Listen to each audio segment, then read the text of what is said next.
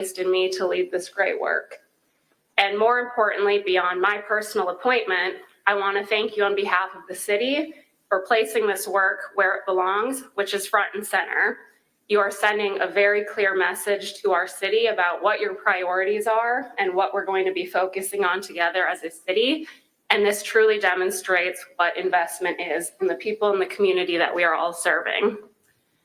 As I step into my new role, I think it's important to share a little bit about my journey and where I've gotten to be in this position today. So originally, when I started my clinical training, I knew that I wanted to be a forensic psychologist, and I knew that I wanted to work across the criminal justice system. What does that actually mean? That involved an untraditional and interesting journey. As I started my clinical training and doing my professional work, I was placed at a lot of different sites, including at-risk high schools, working in prisons, working in psychiatric facilities.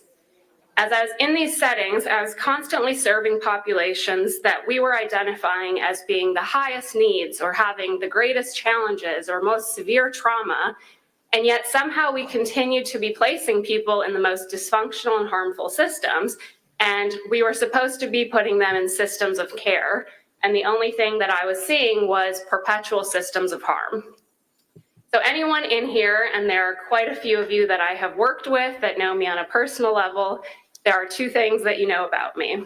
One, I can be incredibly impatient, and two, when something does not make sense, I can be a lot more impatient. So those of us that work in these systems can understand where these traits are not necessarily great, but they have been very much what has been the fuel that has driven my passion and brought me to where I am today. As I work through working in these difficult systems, my last position was working at the Louisville Metro Department of Corrections, and I got to be in a different role where I served as an administrator and in a position where I was able to have bigger system change and leverage to actually make a difference in some of these dysfunctional systems. One of the biggest pieces that I learned working in corrections was the value of community partnership and collaboration with everyone in the community. That if we continue to have an unhealthy community, we're going to see people cycling in and out of these systems that are creating harm. So as I move forward in my new role, I understand that this is not something that I can do alone or one sector can do alone. True progress is going to be coming from all of us working together in an effective way. So with this being a new and evolving role, I'm sure many people are wondering, what is this going to look like and what am I going to be focusing on as the new Executive Director of Behavioral Health? So I wanted to share a few of the things that we've already gotten off the ground working on and some direction where we're going to be going. So the last few weeks has very much involved a lot of sitting down, listening to people, and biggest question that I've had is what is working and where do you need help? So as I drive our city's strategy, I want to understand systems that are not working together well and where we need to collaborate more effectively. I have started to focus on a data-driven approach and making sure that we are collaborating across Metro agencies and sharing that data. I'm assisting with seeking additional grant funding for Metro Corrections to continue enhancing our medication-assisted treatment. We're formalizing partnerships with our healthcare providers to begin early childhood intervention. And we're starting to prioritize mental health education and general suicide prevention. And of course, housing. Housing has been such an incredibly important and prioritized focus in the last few weeks. And I have met so many wonderful partners, and it has been such meaningful and impactful work. And I'm truly blessed and excited to have so many wonderful new friends and colleagues. And there are so many great things to come. So I want to close out by saying, again, I'm incredibly grateful for this opportunity to serve our city. I'm ready to get to work and to start leading with purpose by leading our city through listening and collaboration. This is a monumental milestone for the city of Louisville, and I am so incredibly excited to see the next chapter and the direction that our city will go. So thank you all. Please look at how many folks are in the room to talk about behavioral health and mental health and housing. And this in and of itself is a reflection of how exciting and progressive we are. So thank you, and thank you all.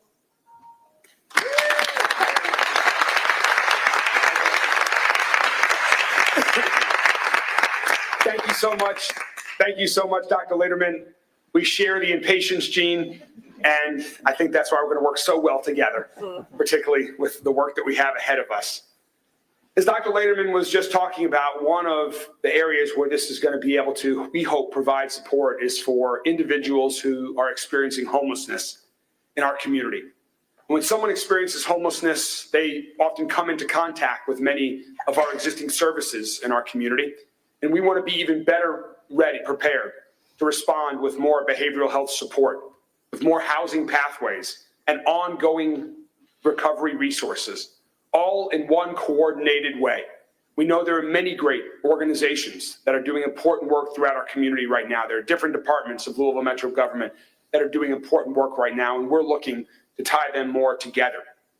For the past 3 years, this is something that we have been focused on in my administration. We all know that we're thousands of units short of affordable housing compared to our city's needs. And the people who need it most are often not getting the shelter, the services, and the support that they need. Our approach has been to tackle problems like this head on, ask the tough questions like Dr. Lederman just talked about, and then implement solutions that are going to work. So our team has been hard at work for 3 years, and I'm proud of the progress that we've made. We prioritize working to eliminate street homelessness for families and youth 18 to 24 and those with significant healthcare needs, and we've made progress on that goal. We made it a priority to expand our shelters and provide more 24 shelter space, including the recent funding that has benefited new places at Ozanam Inn and the Healing Place. We created the Community Care Campus, which Volunteers of America operates and is in the process of completing right now. We dedicated more than $20 million to create an emergency family shelter, a youth shelter. They'll ultimately be medical respite beds and permanent supportive housing located on that campus. Earlier this week, we opened up the Chancery, 34 permanent supportive housing units there, 4 medical respite beds. Earlier this week, we opened up the great new Prestonian here, not too many blocks away from here. Great new housing, which happens to be affordable for people in our community. Those are just some of the efforts that we've made as we've been on our path. So far, we've already created 5,000 new units of affordable housing. We know we need to build thousands and thousands more. We've also been working to innovate in this area, including working with MMY on affordable modular homes that are built right here in Louisville by Louisvillians for Louisvillians. And under the leadership of another impatient person, Elizabeth Strojan, Louisville Metro Housing Authority has been replacing unsafe housing with better and safer housing for our seniors, our families, for all of the residents that Louisville Metro Housing Authority serves today and will be serving in the future. LMHA has been under an unprecedented, wonderful period of change since Elizabeth took the helm of that organization, working to improve the lives of residents, working to improve the quality of place that all of them call home, and the quality of place that we'll be able to serve thousands of more residents' homes in the coming years.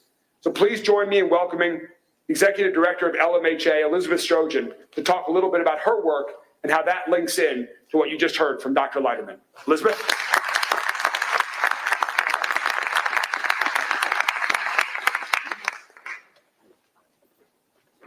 Hey, everybody. Good afternoon. Thank you, Mayor. Congratulations, Dr. Lederman.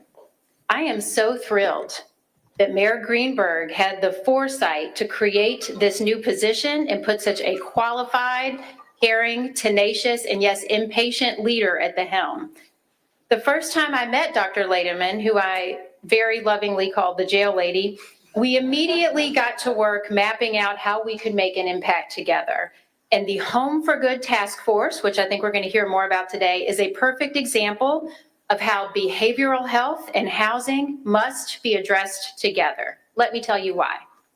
The first time I went to Dosker Manor, I thought, wow, we need more permanent supportive housing in Louisville. If you've been following the journey of Dosker Manor over the last 2 years, you've probably heard me say that a big part of the reason that Dosker got the way it got is that many of our residents needed more supports than we were able to give them. For the most vulnerable among us, when we only have the housing piece, but we don't have the services, we're not setting people up for success. And when you only have the services, but there's no permanent, stable home, there's only so much progress we can make. Permanent supportive housing pairs affordable housing with intense case management services to make sure people get what they need to remain stably housed for those facing mental illness, addiction, and other barriers. So why should people care about that? Not you all in this room, we're all on the same page. But even if you don't believe that everyone deserves a safe, decent home, even if you're not bought into the idea that some of us need more supports, then let me tell you how expensive it is to not make these investments. What you get is street homelessness, emergency room visits, and yes, jail stays. Permanent supportive housing is a win-win-win. The people formerly living on the streets win because they're safe and stable. Housing providers like me win because we have properties that are sustainable. And the taxpayers and neighbors win because we're not relying on really expensive systems to solve for an issue that could be addressed at a fraction of the cost. So I am here today actually wearing many hats. As a person, as a mother, and as a citizen of Louisville, I support the Home for Good push for permanent supportive housing because it is the right and decent thing to do. As a landlord to thousands of vulnerable households, I can vouch for the need here in Louisville. And as the largest Section 8 voucher administrator in the state of Kentucky, LMHA is a pretty important partner here because rental assistance is key to making this work. Now, if you're in this room, hey, sweet baby. If you're in this room, you probably know that Section 8 funding is not where we need it to be. We will continue to push for more resources there and think creatively with the smartest housing minds we can find, which includes Miss Marilyn Harris right here. Yes. But let's not wait until we have enough vouchers at Section 8. Let's get going with the Home for Good push so we can kickstart this effort in partnership with philanthropy. Thank you.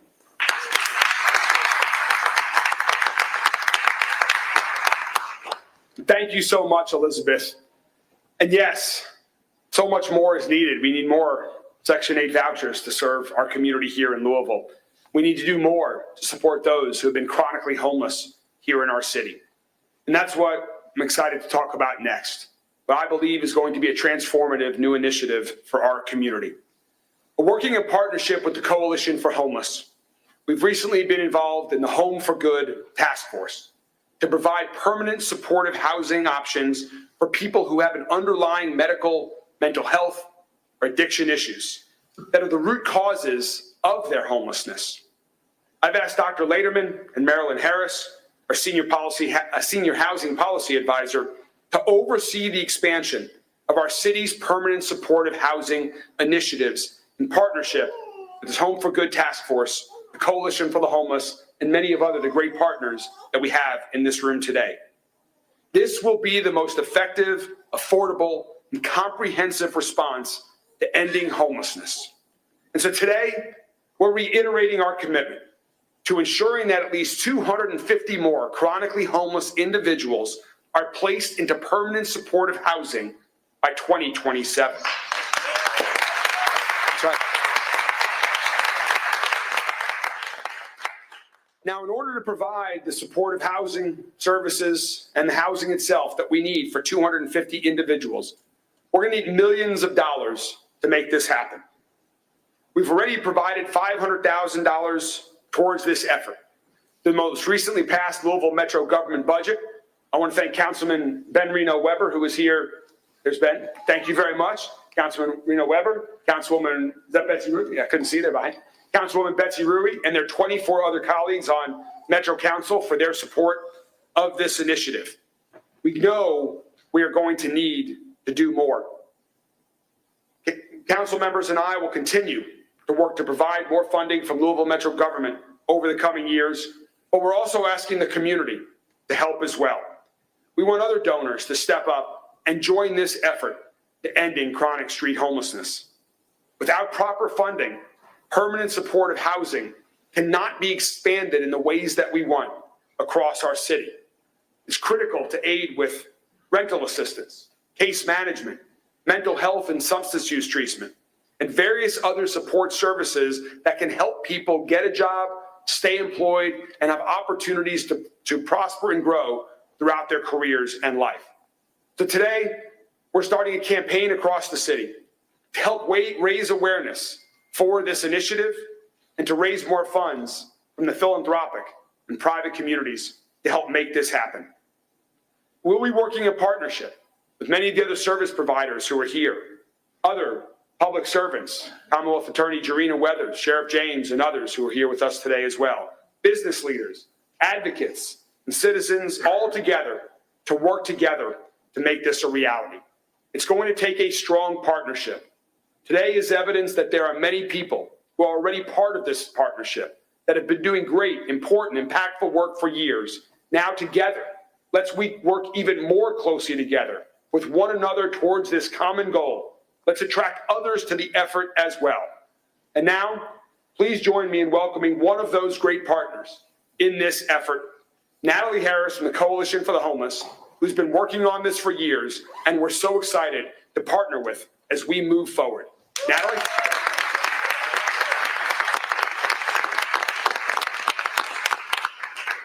So thank you. I'm so excited to see this crowd. I think I have to say that I'm probably the most patient person who's been up here. It's taken years. I came back to Louisville 16 years ago, and the first thing I said was permanent supportive housing. I'm still here standing saying permanent supportive housing, but I just feel so much more energized because there's so many people here also saying permanent supportive housing. I'm excited that Dr. Lederman is one of those and is joining us. And Marilyn has been there long before those 16 years ago. And I'm just excited that we're getting forward to do this work. I'm also thankful that we have a mayor that is willing to come here and to put his energy, not only his energy, but also money and the bringing of people together and other commitments that we will see coming forward in months to come. And not only that, but all the other city staff that are here. We have a huge number of city staff around this room that have been working on this issue and are continuing to do so. And all of that work is to get us toward a goal of ending unsheltered homelessness in the city. We didn't used to have unsheltered homelessness like we do now in this country. And I would love to get back to a time when that was not the case again. And I'm not here to convince you that we need to do that, because I can't imagine that there's anyone, we all have different reasons why we get there, but that there's anyone in this room who does not want to get to a point where we have no one sleeping on the street in this city. So this is our effort. What I am here to say is that it can be done. That's what I want to leave today with. And there are several of you in this room today who last week went to Milwaukee and saw what they've done by coordination, leadership, and targeting of who gets served. And those are all things that this administration has committed to doing in this permanent supportive housing plan. When doing that, they reached 1/10 the number of people sleeping on the streets that we are seeing here in Louisville. So we're going to do it. One thing has already happened. There is a lot of housing that is coming online that was funded in COVID and then afterwards. There's pictures up here of many of those things that are happening. Because of that, we've already added 300 units of permanent supportive housing in our community. And people are moving into those units. We are now at 1,500 units serving 2,000 people in our city. And we need to give some thanks to those people. House of Ruth, Louisville Metro Office of Social Services, LMHA, we know is now a permanent supportive housing provider, Family Health Centers, St. John Center, St. Vincent de Paul, Up for Women, the Veterans Administration, Volunteers of America, and Wellspring. Thanks to all of them for increasing permanent supportive housing in our community by 300 units, and at the same time, maintaining a 98% success rate in housing for those folks. And that doesn't even include all the developers and landlords and others that are involved in this. So now what do? We need local people who can help us with funding, with their volunteer work, by getting involved in this effort. We cannot ask the city and developers to do it alone. We need funding that is flexible. An example to give you is that when we use HUD funds to move people into housing, almost all of them have to be chronically homeless, which means they have to stay on the streets for over a year before we can move them into housing. We don't want that anymore. Once somebody ends up on the streets, we want them immediately to be able to get into housing. So if you're energized by this, and if you're energized by the mayor's goal of 250 people by the end of 2027, we ask you to get engaged. We have flyers as you leave here today. Come and talk to any of us. And I look forward to maybe being a little bit more impatient in the future.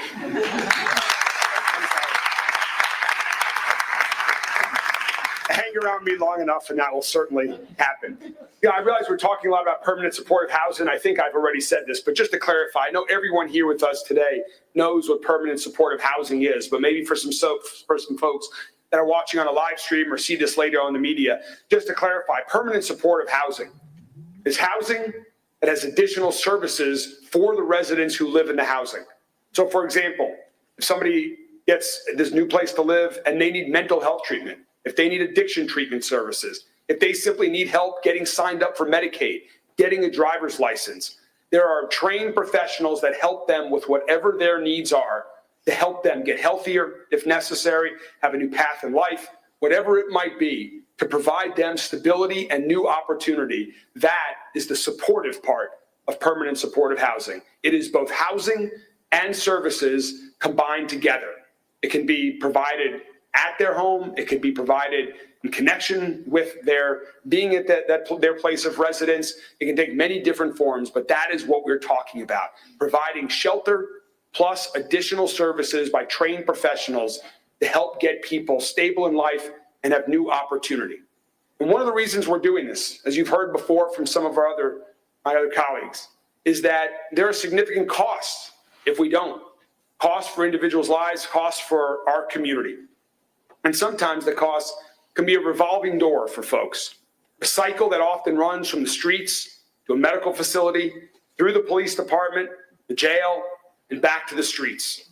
A cycle that none of us want to see, a cycle that all of us are here working to end for our fellow residents around the community. This is about taking care of our neighbors. It's also about making our city safer. And so now I'd like to introduce LMPD Chief Paul Humphrey to share his thoughts about how these initiatives can help our entire community. Chief Humphrey.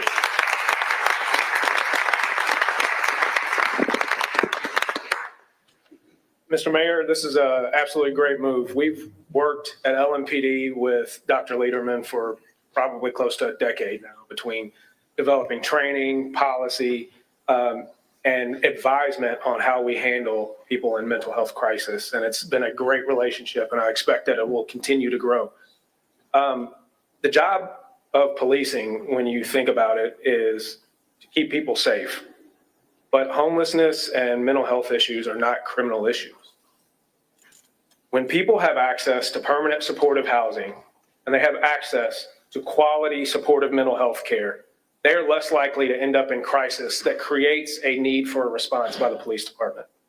This makes our officers safer, it makes our job safer and more focused, and it makes the service that we provide more effective to the people that we serve. The way that we handle police work has changed significantly over the past several years. Our officers consistently have focused on making sure we understand how to perform in our encounters with people experiencing homelessness, and in mental health crisis. LMPD emphasizes behavioral health awareness and ensures officers are equipped properly to respond to these situations.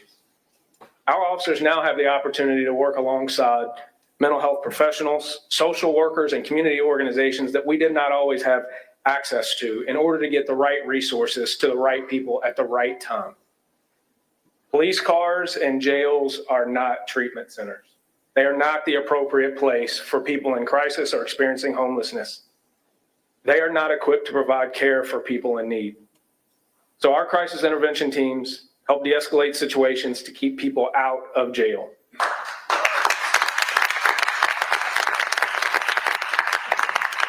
We are often the first point of contact to connect people with resources and services they so crucially need. This approach helps reduce risk of harm to officers, to the individuals in crisis, and to the public. It lowers the number of people that are involved in an already overly burdened criminal justice system. It frees up resources and strain on the courts, on officers, on detectives that stem from some of the issues that we find ourselves facing with people with mental health crisis. Our job is to enforce the law. When you look at the Safe Louisville plan, when you look at the LMPD crime plan, it really is about creating opportunities for systemic change to improve this city. And that's what these investments are. They are opportunities for systemic change. They are just the first step in a long journey that we will continue on from here. We all have some version of the American dream, and no one dreams of living on the street. No one dreams of being caught in that cycle of mental health up and down and crises that they found themselves in. We have all had our struggles, but we have all had help along the way to get to where we are today. No matter where we find someone on their journey, it is never too late to push the button to reset where they are and to help them get a new start. It's who we are as police at LMPD. It's who we are as Louisvillians, and it's who we are as Americans. So let's take care of each other and let's continue this work.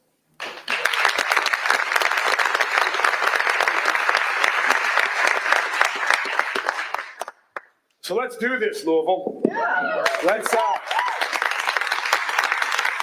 Let's invest even more in our community and our people to make sure we're building a safer, stronger, and healthier city. We've already started the work. Our Office of Social Services has received funding through Bezos Day One Families Fund to house 7 local families per year over the next 4 years.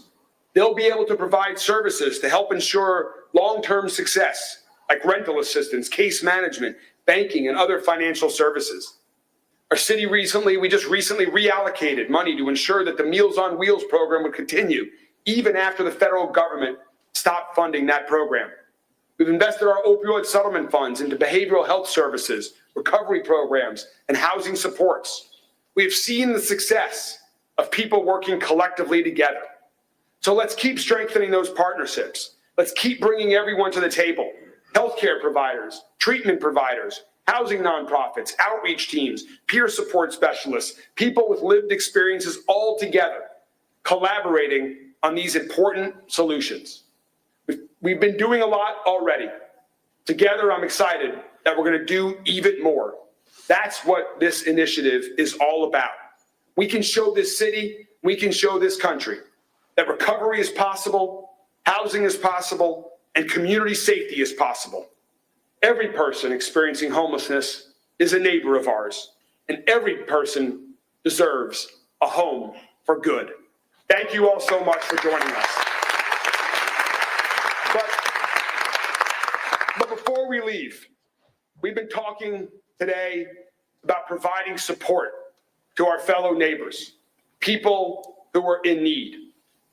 We've added a little extra here today because as a result of the shutdown in Washington, we're seeing that support is about ready to be yanked from 84,000 Louisvillians, 84,000 people who rely on SNAP benefits to live, to feed themselves and their families. We've already seen federal employees who aren't getting paid. And come November 1st, in just 2 short days, SNAP benefits will end for 84,000 Louisvillians. Healthcare costs are getting ready to rise as well. We know that 1 in 7 people in Louisville already struggle with food access. And the SNAP program keeps people fed and households stable. We've seen the rising cost of groceries and what that has done to households, what that has impacted food assistance. And now this federal government shutdown is moving Louisville, is moving other cities, the entire country backwards in our fight against hunger. And as mayor, this makes me furious. When I see Washington, D.C. and our federal government shut down, I realize we here in Louisville, we have to step up. We have to do everything that we can within our resources, within our power, to help others, particularly when it comes to supporting people who need it the most, to help provide food to families who are in need. Spoke to Governor Beshear earlier today. He's part of a lawsuit hoping that this doesn't happen. We'll find out later today what the initial result of that lawsuit is. I've spoken to Congressman McGarvey, who's fighting the good fight in Washington, working to get the federal government reopened to make sure that healthcare costs don't rise, that SNAP benefits don't run out for Louisvillians. But in case it does, we need to be prepared. And we know that many families have already had to turn to local food pantries. We want to help. Community ministries here in Louisville recently ran out of food for the first time in 43 years because of the increased demand in our city. We cannot stand by and let this continue without trying to do more. That's not who we are in Louisville. So today we're working quickly every day to see what we can do to help families across the city. So today we're announcing, in partnership with Dare to Care, we're going to have a community food drive at 3 large events that start tonight. We know this is last minute. We're working urgently to try what we can to beat this deadline of November 1st in the event it helps. There are 3 big events coming up over the next couple days in our city, and it provides an opportunity who are attending those events to help out. People often ask how they can help. Yesterday, with LMPD, we showed how people can help make our city safer through our new Connect Louisville program. And today, here's how you can help fight hunger in our community. Here's how you can help families who are in need, who might lose their SNAP benefits in just 2 short days. Tonight, at Boo at the Zoo, at their last night, Saturday morning, we're having a large race, a marathon race on U of L's campus. And Saturday night, back at the zoo for their annual Through the Boo race. We're going to be collecting food for Dare to Care. We're going to be collecting monetary donations for Dare to Care that is going to go directly to help people in need. So before we part today, please join me in welcoming a leader in this effort who is working every day with his colleagues at Dare to Care to help people, to provide support to people in so many ways, to help them provide for their families, the CEO of Dare to Care, Vincent James.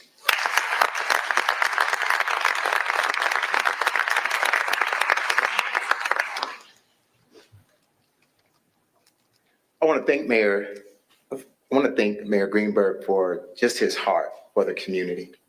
You know, when I think about what we're getting ready to face and potentially face, the hundreds of thousands of people across our country that will be without food, no one should ever have to wake up in the morning and ask the question, where am I going to eat?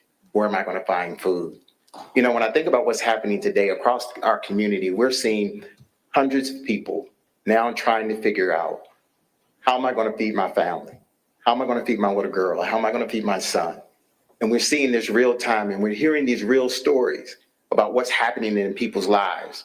And what we're seeing, and also when we think about the critical state in terms of what's happening with regard to food insecurity across our country, we're seeing, for every child that exists, 1 in 5 children in our community is experiencing food insecurity.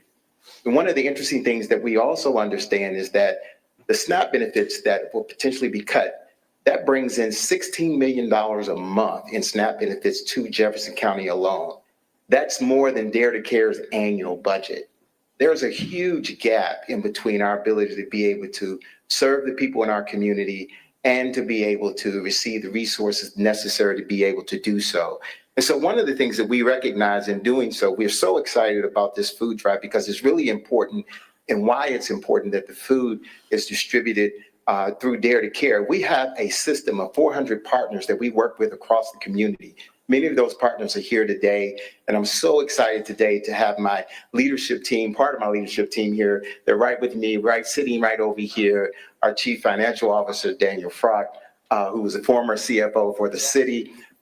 We're also excited to have Alexis Richardson, our Director of Communications, Jackie Keating, our Chief Development Officer, as well as Stan Sigwald, who is our Chief Strategy Officer. So what we see in the opportunity is really being able to look at this crisis and partner with folks in our community to make a difference. That is the only way that this is going to happen. When we think about mothers who are opening up their pantries and looking to find few canned goods in the pantry, and what are they going to get? How are they going to meet their needs of serving their family? These are our neighbors. These are real people. This is really happening. When we talk about these statistics behind 1 in 7 individuals experiencing food insecurity, 1 in 5 children are experiencing food insecurity, these are numbers, but they are neighbors. They are people. And those numbers are real, and we see them every day as we serve our community through our 400 partners.